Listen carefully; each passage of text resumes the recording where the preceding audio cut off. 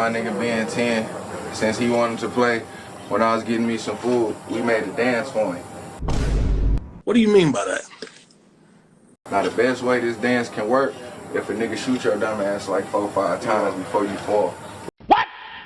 But if you don't got nobody to do that for you, just lay down smooth like this, right?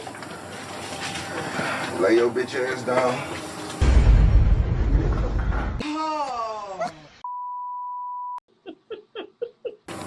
And you point them toes up, right? You spread a little bit, then the nigga done spanks you. Then you just jump a little bit.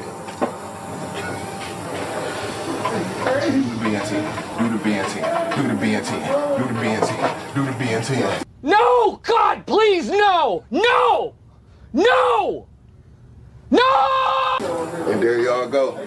BN10 challenge, man. Hey, the best BN10 challenge, man. Fuck it. $20,000 BN10 challenge. Best BN10 challenge, man, that go viral. Fuck with me. Let's get it. What? Bro, what are you talking about, man? What is AllStar Jr. talking about? Did he want to get a federal case? Because we all heard what he said, including the feds. So the question remains, is this self-defense? Is this a federal crime? Or is it both? Let's talk about it. Welcome to Inside Federal Defense, where we break down real federal cases, charges, and defense strategy. These are allegations only. Everyone is presumed innocent. This content is for educational purposes, not legal advice. So let's start with what the authorities have said and what people are saying online.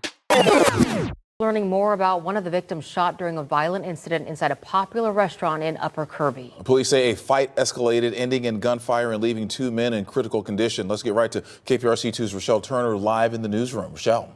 Keith and Lisa, we're learning more about one of the men shot.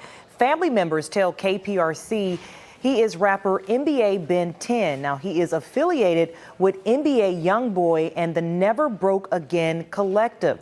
Now, while police have not officially confirmed his identity, his family says he is alive and recovering in the hospital.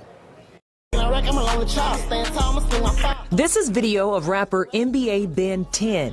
Family members say his real name is Ben Anthony Fields. The 26-year-old was shot during a violent confrontation inside this Upper Kirby restaurant called Confessions Wednesday night. There was probably, I don't know, 20, 30 people in there and several servers and everything. Police say a group confronted a man and tried to rob him of his chains. Investigators say that struggle lasted nearly a minute before escalating into a larger fight. Officers say the man was knocked to the ground and surrounded as multiple people joined in. They're beating this guy pretty bad. They got him on the ground and beating him pretty good. Sometime during that part of the fight, our victim, who was originally looked like he was being majorly assaulted by several people and getting his chains ripped off, he presents a pistol. We don't know where he got it from, but he got it. Must have had it in his pants the whole time, but he got it out and started shooting randomly. 2 men were hit. One of them is believed to be NBA Ben 10, according to family members. Both were taken to the hospital and remain in critical condition. You can't tell the offended how to feel. I stand by that. Ben 10 ran down on AllStar Jr. and he earned every shot that he took. Well, I'll say this, I'm surprised the feds picked this up, and if he doesn't beat this, I'm disgusted by how the laws are in the U.S. And it's self-defense. It's not self-defense when he's defenseless on the ground and you're shooting him. According to federal allegations in the complaint, there was an altercation inside a restaurant. At some point during the altercation, a firearm ends up on the ground.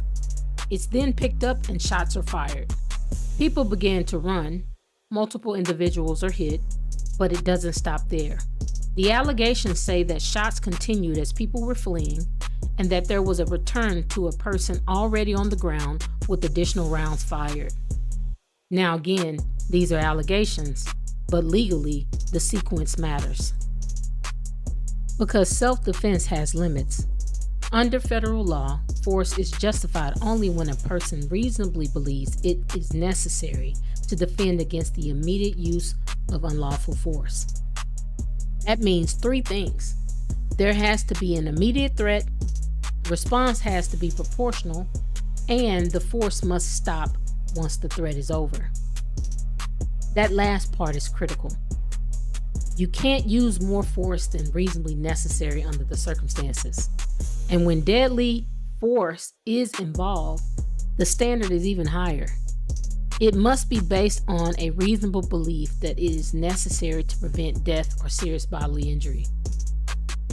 Because once the threat ends, the legal justification starts to disappear. So again, the key question is not just, was there a threat at some point? It's, was the use of force still necessary at that exact moment? Well, what about necessity? What if someone is in danger and grabs a weapon just to survive? In very limited situations, federal law does recognize a narrow necessity type defense, but it's extremely strict. It only applies when the threat is immediate, there are no reasonable alternatives, and the conduct lasts only as long as necessary. And this is the key point. The moment the threat ends, the legal justification ends with it. So even if you assume, for the sake of argument, that there was an initial altercation and that someone felt threatened in that moment, the analysis doesn't stop there. Because according to the allegations, shots were fired while people were fleeing, there was a return to a person already on the ground, and continued use of force after that point. If those facts are proven, that creates a serious problem for a necessity defense. Because at that point, the question becomes, was this still about avoiding harm, or does it cross the line into something else, into a federal crime? But here's the part that most people miss. This case also involves a federal charge, felon in possession of a firearm, which means even if someone argues self-defense or necessity, if they're legally prohibited from possessing a firearm, that alone can be a federal crime. According to the complaint, after the initial altercation, the firearm is picked up, and after shots are already fired as people began to run, the sequence continues. The complaint alleges that the defendant returns to an individual already on the ground, and that individual is allegedly NBA Ben 10. Ben 10 is described as motionless, and AllStar Jr. fires additional rounds from a few feet away, allegedly. Then pauses, paces, and fires again. This is where the legal analysis becomes critical, because under federal law, necessity and self-defense are tied to immediate danger. Once that danger ends, the legal justification ends with it. New tonight, a man faces a federal weapons charge after a shooting inside an Upper Kirby restaurant left 2 people with life-altering injuries. That's all according to the new federal indictment detailing what investigators say happened inside confessions and in front of customers back on April 8th. ABC 13's Tony Atkins live outside confessions tonight. And Tony, according to the indictment, investigators say the suspect even posted about the shooting on social media. Yeah, Erica, they also say he made music videos referencing the shooting just days after it happened here. And tonight we're learning more about what federal investigators say happened that night. So the question is not just, was there a threat at some point? The question becomes, was there still an immediate threat at that moment? So when you hear self-defense or federal crime, understand this. Sometimes it's not one or the other. It can be both at the same time. What matters in federal court isn't just what's alleged, it's what can be proven.